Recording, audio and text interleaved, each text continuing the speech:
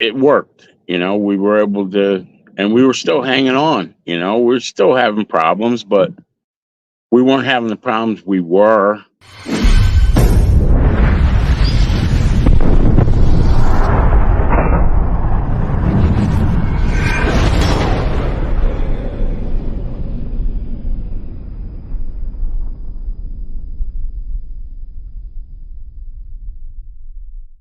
Welcome to this episode of Chattin with Staxx. I'm your host, Bill Staxx, and today we're going to talk about Thomas Wood, former Hells Angel, who passed away with Repo Rod.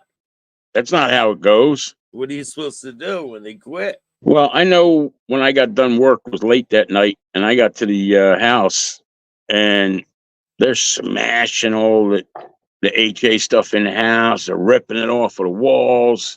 They're taking black paint and they're painting all the red trim on everything in the house. We're going outlaw. We're going to be outlaws. Philadelphia's closed. What do you mean they're closed? Well, we all quit. Well, how does that? You guys quit. I didn't quit. Man, there's a few other guys didn't quit. But because you quit, it's closed. You're taking that house back over. You couldn't take a wet paper bag over by your actions previously and your demeanor. I still talk to a lot of people. I'll throw that one in there because, I got a nice list of messages I've gotten.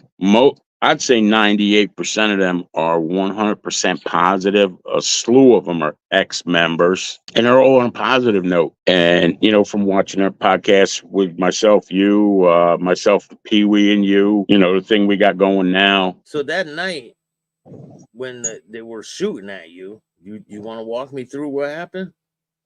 That was a member that quit that night. After everybody decided to leave, I stayed. I was talking to the two guys that were up north trying to, get their asses through being up there and explaining what all these guys did. And on their way back, I was the only one down there. And, convinced the guys not to leave the house and all of the HA property alone. And there was, another guy that lived up near the Poconos, call him, like, oh yeah, man, I can't make it. You can't. What do you mean you can't make it? I got like 10 guys here that are trashing the house, and you can't get on your scoot and your vehicle, whatever, and get on your ass on down here. I don't know. So yeah, I was the only one there. Everybody had actually gotten out of the house.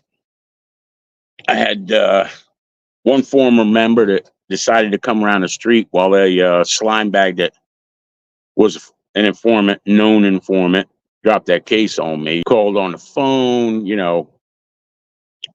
know where your family is, blah, blah, blah, blah. We're following them.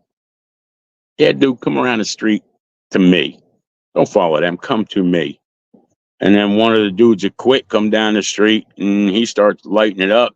First he comes into the yard at the house, comes around in the alley, man, yanks the iron out, shoves it up in my gut. I'll blow you away.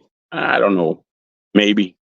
And he was a goofball, definite nutcase. So he winds up leaving the treasurer, Fat Al.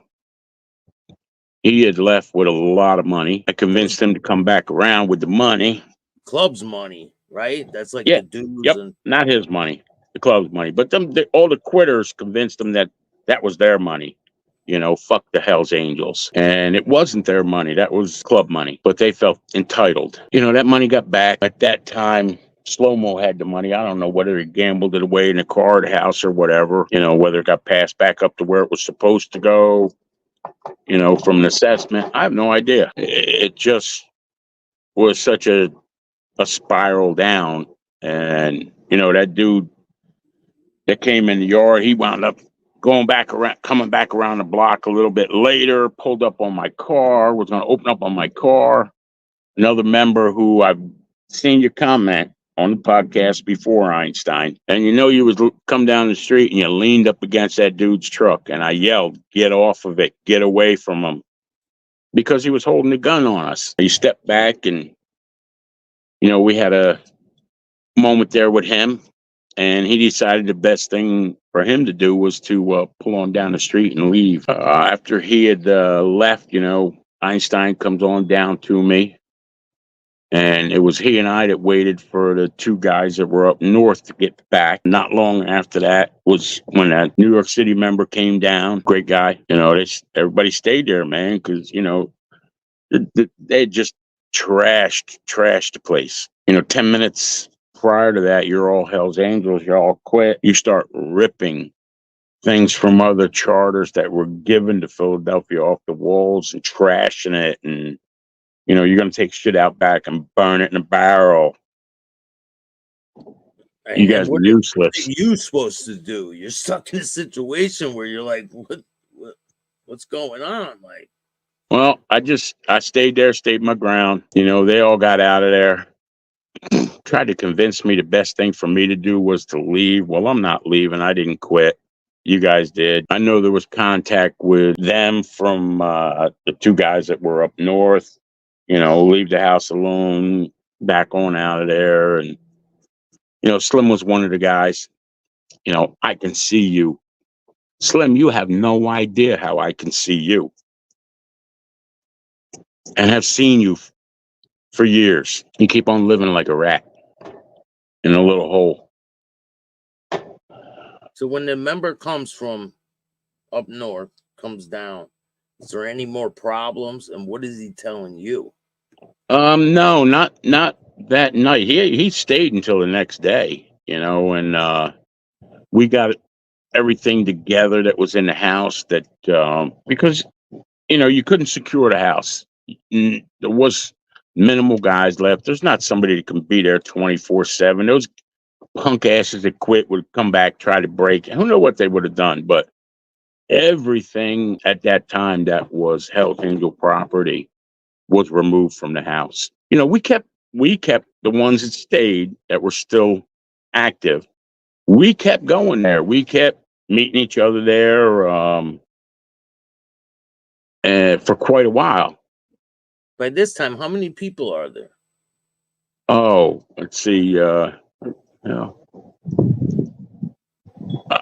I'm thinking Philadelphia was down to like 5 or 6. I believe 2 or 3 prospects. That was it. York County was down to like, I think 4 members, no prospects. And you have to have a certain amount of members in order to keep. If I remember correctly, and probably somebody in the podcast will correct it. That's will comment, but I think it was a minimum of 5 that you had to have to be an active charter. I don't know if that's changed, whatever, but that's not my business. That's theirs. I'm not there anymore. Did any of these other guys go back to the Pagans? I was told when Slim quit that I don't know if it's true.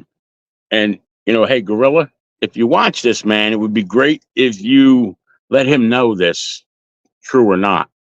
I was told Slim picked the phone up and phoned Gorilla, whether or not he tried to realign himself with the Pagans or wanted to let Gorilla know that, it was all done. He was out. He was no longer a Hell's Angel. So, don't come after me, whatever that was. But I was told, and again, I don't know if it's true. Gorilla, if you're watching this, let the man know, because I'd love to know.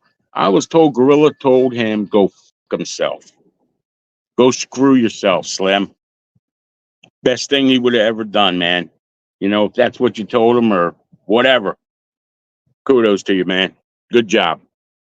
So by this time, is Tommy already buried? Oh, yeah, Tommy was passed already. This was probably close to a year later. Oh, so you guys held on for another year, but it was like kind of in disarray. Yeah, over a year. We became a nomadic charter in the state of Pennsylvania. It worked. We were able to, and we were still hanging on. We're still having problems, but we weren't having the problems we were. But if people knew the actual size of the whole state of Pennsylvania, and you had members up here, down here, over here, maybe one in the middle. I don't think one of us was the closest. I believe one member was to another one was like an hour and 20 or 25 minutes. Most guys were 2 to 3 hours apart from one another, spread out across the state. Yeah, you got to be together, right? Yeah. We went where we thought we could to make everything work properly. And the Pennsylvania Nomad Charter did, I think it's at this time, I don't believe there's any left in the state of Pennsylvania. That's over and done. But the Pennsylvania Nomads, from what I understood from one guy that was a nomad, actually two of them that I talked to that are out, they were going on for quite a while, several more years after that. So after you were out, they continued? Yeah. Yep.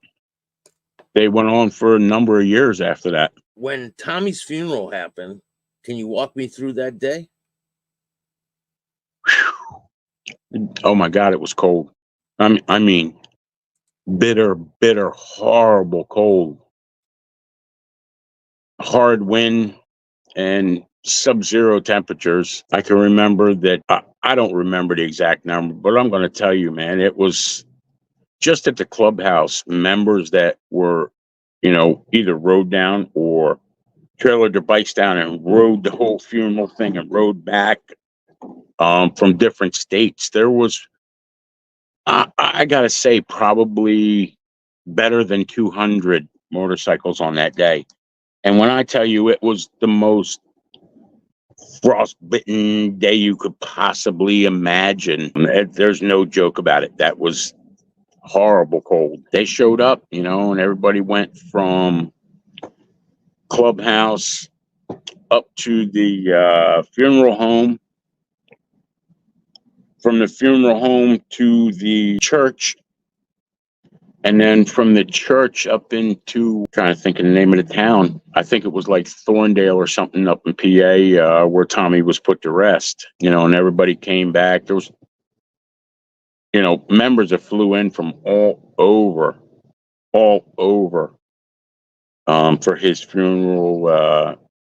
A lot of them stayed in a hotel. I think it's been demoed now. That was over on the Roosevelt Boulevard in Philadelphia. It's a slain member's funeral was done properly.